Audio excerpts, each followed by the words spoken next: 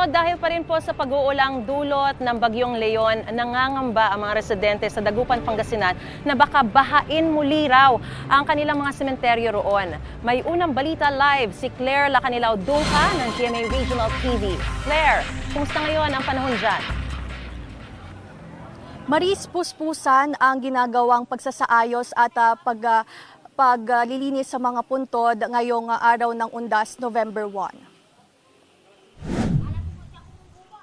Pinangangambahan ang pagbaha sa mga sementeryo rito sa Dagupan City. Ngayong nararanasan ang pagbugso-bugsong ulan na epekto ng Bagyong Leon.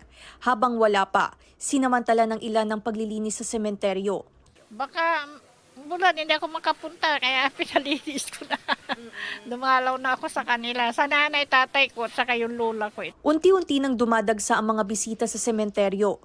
Kung dati, hindi mapuntahan ang likurang bahagi ng Roman Catholic Cemetery dahil masukal at binabaha, ngayon napapasok na ang lugar kasunod ng pagtatambak ng lupa.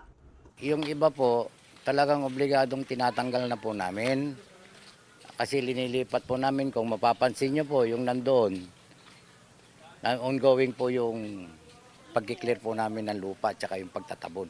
Samantala, magpapatupad ng traffic rerouting scheme ang Public Order and Safety Office, epektibo ngayong araw hanggang bukas November 1. Magiging one-way ang ilang pangunahing kalsada sa Dagupan City. Alam mo naman na pagdating ng November 1, maraming bisita na pumaano sa sementeryo, kaya inaano natin na para maayos.